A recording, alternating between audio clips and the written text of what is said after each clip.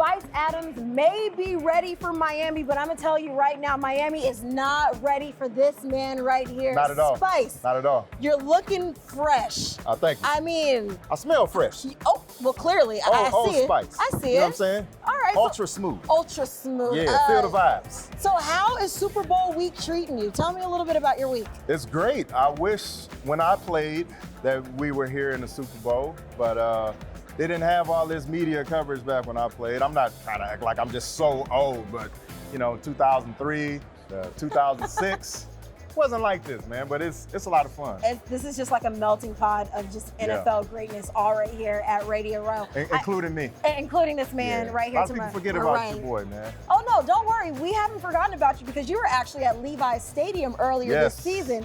You rang in the game with the foghorn, but my question to you was, how were Bears fans reacting to that? Because I mean, we have to acknowledge you were drafted by the San Francisco 49ers in the second round. That's what they have to realize. Without the 49ers, there could be no Bears. So when I came into the league, I learned from Bryant Young, from Andre Carter, from Julian Peterson. So all of those guys like molded me. They took me under their wing.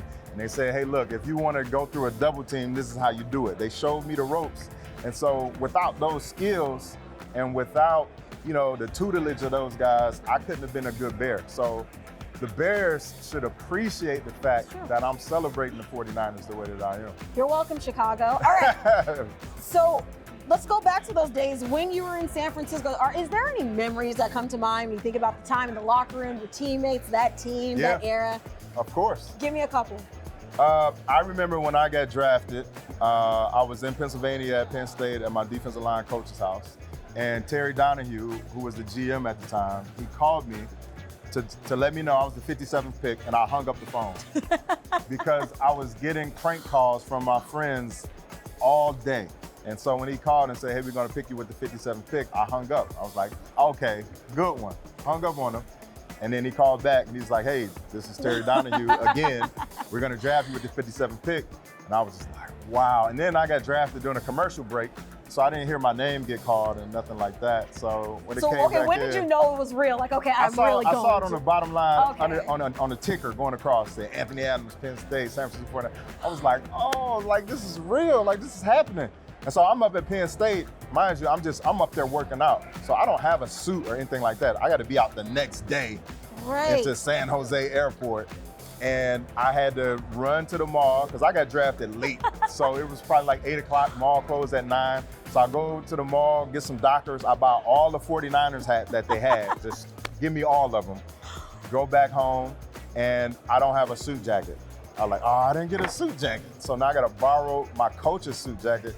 So if anybody can find a picture of me holding up the number 2 jersey with Quayne Harris, who held up the number 1 jersey because he was first round.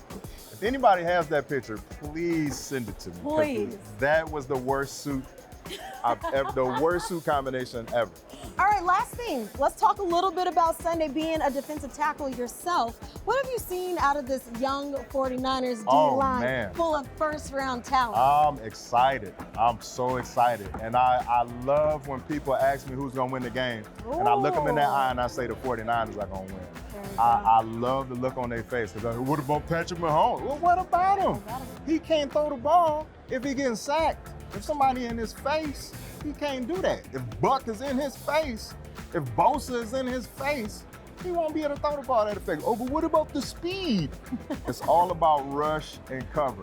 If the rush is getting there, Sherm and everybody else can break on the ball that much easier. So it can be a lot of picks, it can be a lot of PBUs. If they get to Patrick Mahomes, it is going to be a long day, and I'm going to be smiling the whole time. Like, ching. Just like that, money smile. You heard it first, Anthony Spice.